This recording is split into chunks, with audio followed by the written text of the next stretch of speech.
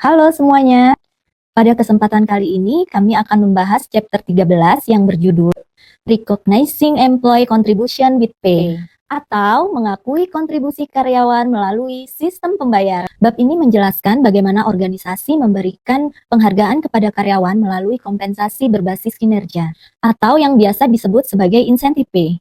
Sistem ini dirancang untuk mendorong, mengarahkan, mempertahankan perilaku kerja yang mendukung tujuan organisasi.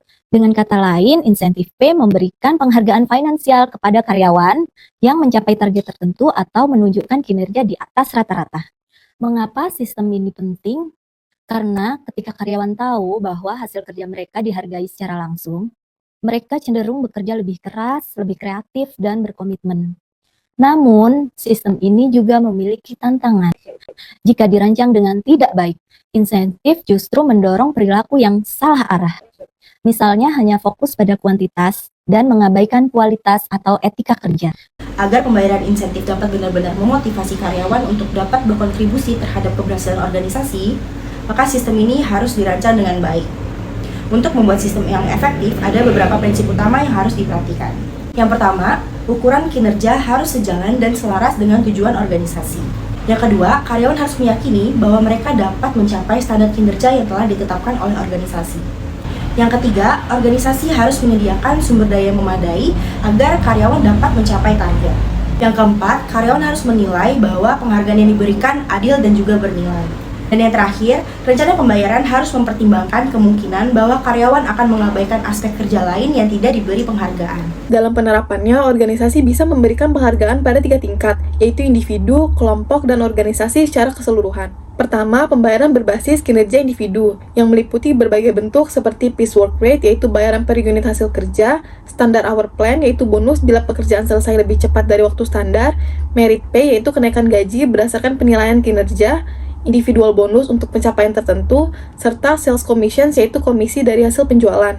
Sistem ini memotivasi karyawan secara personal, tapi perlu pengawasan agar tidak menimbulkan persaingan tidak sehat antar individu. Kedua, pembayaran berbasis kinerja kelompok. Di sini, penghargaan diberikan berdasarkan pencapaian tim atau unit kerja, seperti melalui gain sharing, group bonus, atau team awards.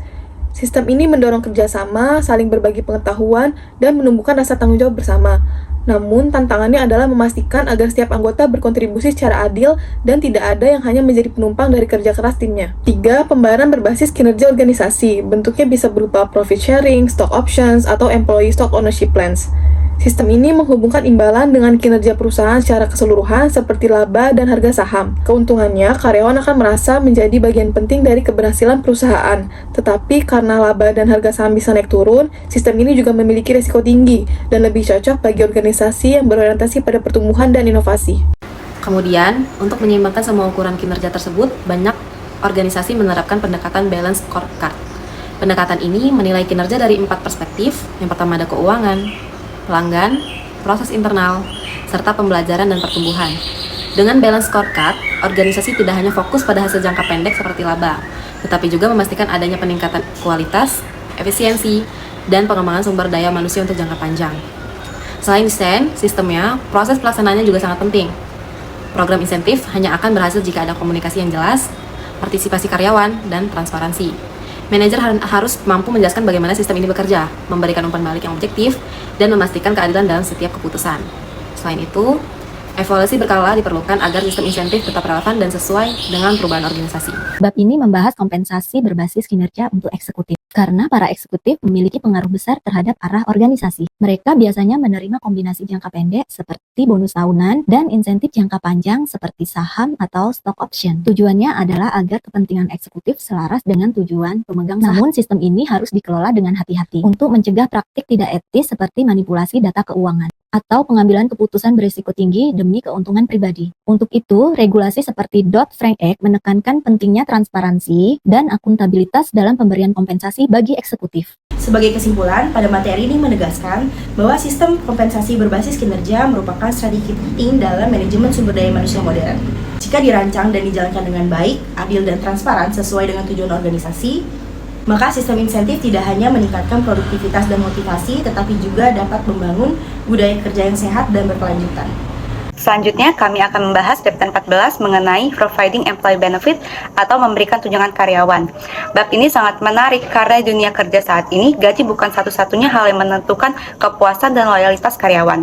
Banyak penelitian menunjukkan bahwa tunjangan dan fasilitas tambahan dari perusahaan seperti asuransi, program pensiun, cuti berbayar, dan fleksibilitas kerja juga menjadi faktor utama yang membuat karyawan merasa dihargai dan ingin bertahan di tempat kerja. Secara sederhana, employee benefit adalah bentuk kompensasi non-upah atau imbalan yang tidak dibayarkan langsung dalam bentuk gaji, tetapi diberikan dalam bentuk fasilitas, perlindungan, dan kesejahteraan tambahan. Tujuannya adalah untuk meningkatkan kualitas hidup karyawan, memberikan rasa aman, serta menciptakan keseimbangan antara kehidupan kerja dan kehidupan pribadi para karyawan. Program tunjangan ini juga berfungsi sebagai alat strategis bagi organisasi untuk menarik, memotivasi, dan mempertahankan karyawan berkualitas. Bahkan, di banyak perusahaan modern, biaya tunjangan bisa mencapai lebih dari sepertiga total pengeluaran tenaga kerja.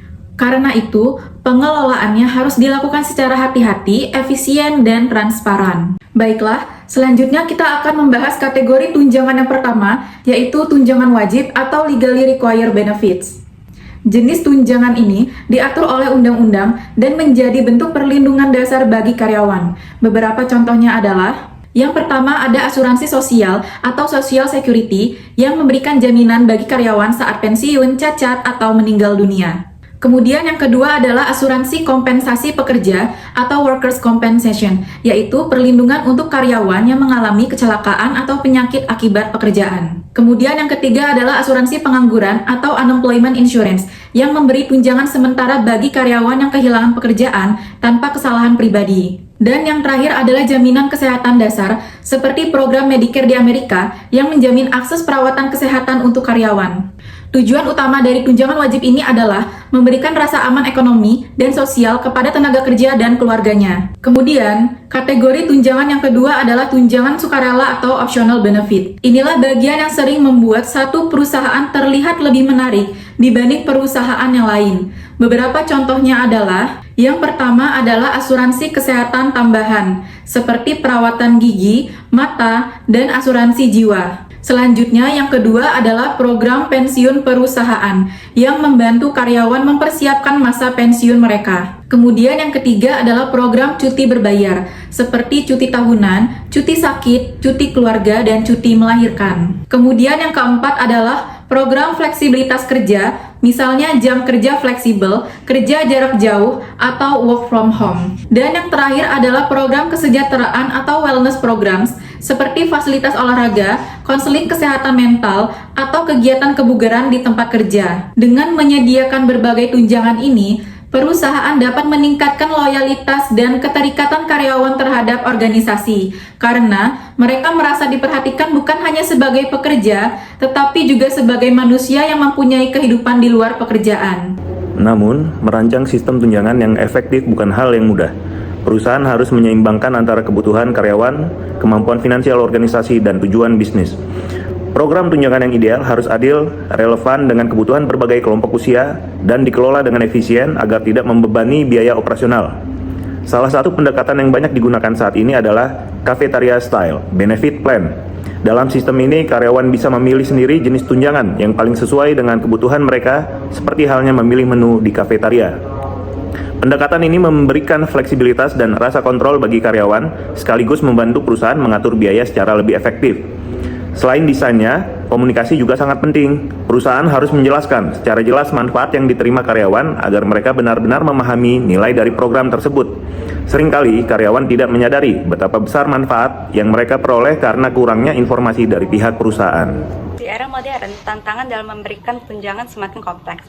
Biaya kesehatan terus meningkat membuat perusahaan perlu mencari alternatif seperti managed care atau health saving account. Selain itu, perubahan struktur keluarga dan tenaga kerja, misalnya meningkatnya jumlah pekerja perempuan, orang tua tunggal, dan generasi muda menuntut tunjangan yang lebih inklusif dan fleksibel. Kesadaran akan pentingnya kesehatan mental dan keseimbangan kehidupan kerja juga semakin tinggi. Karena itu, banyak perusahaan yang kini mulai fokus pada wellness program yang mendukung kesehatan fisik dan emosional karyawan. Program semacam ini tidak hanya meningkatkan produktivitas, tetapi juga menurunkan tingkat stres dan turnover di tempat kerja. Jadi, kesimpulan pada bab 14, Providing Employee Benefit menegaskan bahwa tunjangan karyawan bukan hanya sekedar tambahan dari gaji, tetapi juga merupakan bagian strategis dari manajemen sumber daya manusia. Dengan memberikan tunjangan yang adil, fleksibel, dan sesuai kebutuhan karyawan, perusahaan tidak hanya menciptakan kesejahteraan, tetapi juga membangun loyalitas, motivasi, dan reputasi positif di mata tenaga kerja maupun publik. Tunjangan yang baik adalah investasi jangka panjang, bukan hanya untuk karyawan, tapi juga keberlanjutan dan kesuksesan perusahaan.